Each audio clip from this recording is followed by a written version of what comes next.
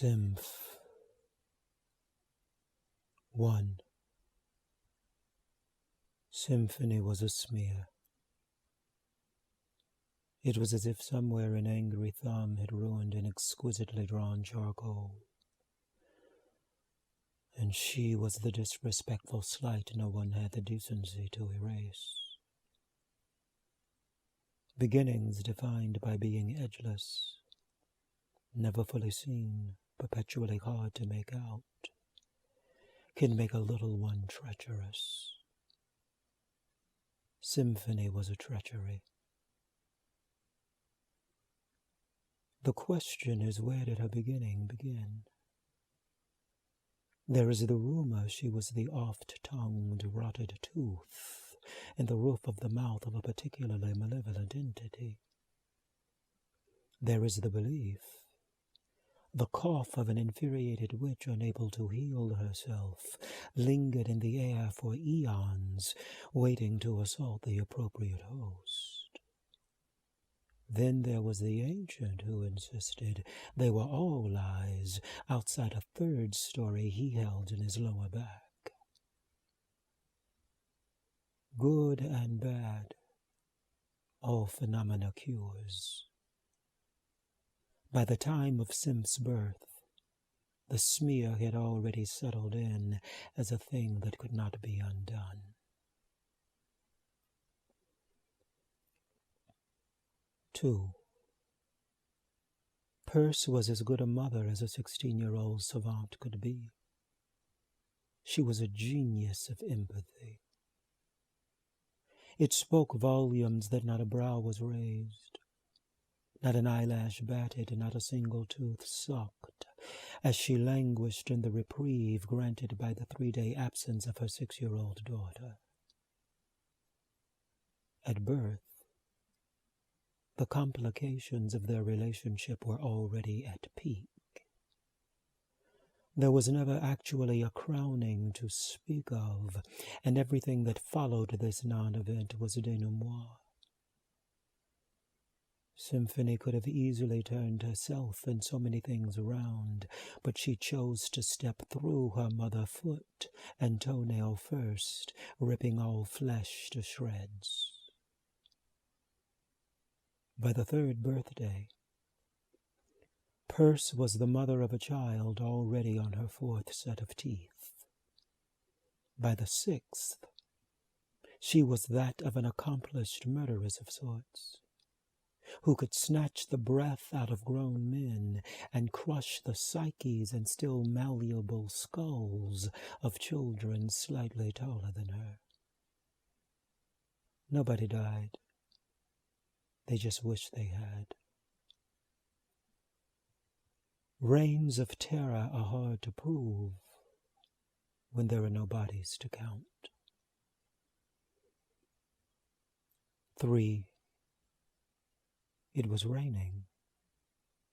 Then the rain stopped. The line outside the little box store was curiously short.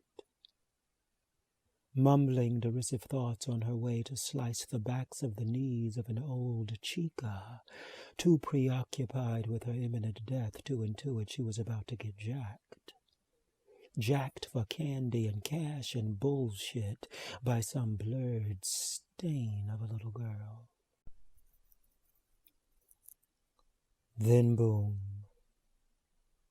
In the moment, rarely is the interruption seen for the elegant bit of benevolence it is. Well, it's a good thing her drawers were clean, and the wind insisted on blowing down the yellow gingham dress, and inconsolable treachery had insisted on balling up to her armpits. It didn't take long for Symphony to realize why her bony little ass was on the ground. 4. Ibele was here, peering into her stunned and tiny face. He towered over her like a vast and curiously sweet sky, spewing venom worthy of a nest of baby copperheads. Symphony screamed all kinds of lies of nasty touches and nasty thoughts and nasty fears, all while calling Ibeli all kinds of ugly.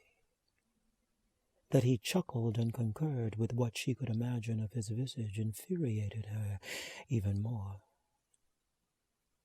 I am only as ugly as your thoughts, my dear. More accurately, I am Ibeli, the grotesque. The distinction will mean something to you on the other side of this very long sigh. With that, he hovered a gentle thumb above the tender place where tiny shoulders and torsos meet, and Symphony was delicately pinned to the broken concrete. They were like this for 3 days. 3 days of a wretched little girl flailing in the presence of an infinitely patient grotesque. 3 days of onlookers only seeing a child's glove caught in an unsightly spew, and the magpies unsuccessfully trying to rescue it again and again and again. During a pause in her histrionics, he spoke softly. You called me here, little one. By the 13th time you said it, your cruelty was immaterial. By the 13th time you mocked your mother and turned her words against her, they left your mouth as if they were your own. I don't know why this girl be acting like this. Gods, goddesses, Orishas, deities, somebody, anybody, please intervene. God damn. That was it, right? Well, I am that somebody. Now exactly what would you have me do? 5. Every treachery has its soft spot. Just beneath the left shoulder on the backside, Symph's was a tender piece of rib that would never quite harden. Caught between this place and a chalky bit of rubble was a curiously tiny Dinestis senatus. Beetles are everywhere. But how did such an exotic girl make her way here? She had had a full and magnificent life, and now it was being slowly ground to dust.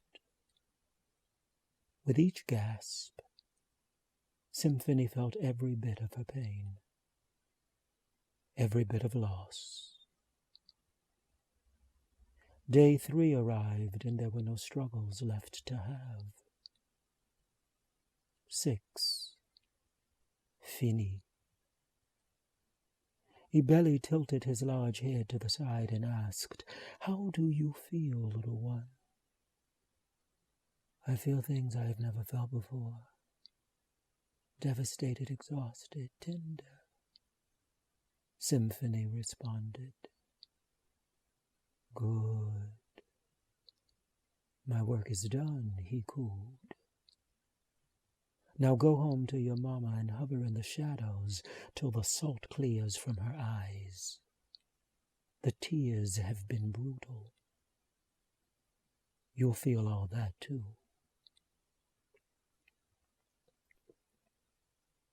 Upon Symphony's return, she did just as instructed. She could have never anticipated the devastation that lay ahead. A vacant purse immediately recognized the presence of a girl child in her midst. It was what she whispered that made the floors moan. You can stay here, little girl, but I have no idea who you are. And with that, Symphony had earned her name. For the rest of her life, each of her steps was accompanied by a cacophonous din of moans from a ground heaving at the pain of what it must feel like to draw breath as her.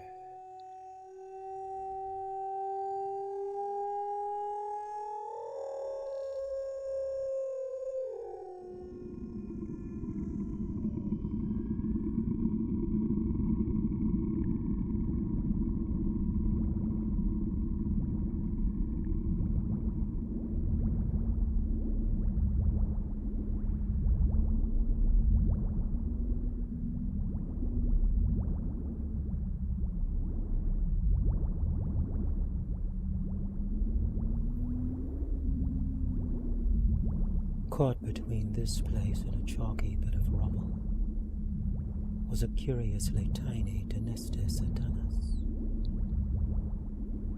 Denistis Atanus. Denistis Atanus. Denistis Atanus. Denistis Atanus.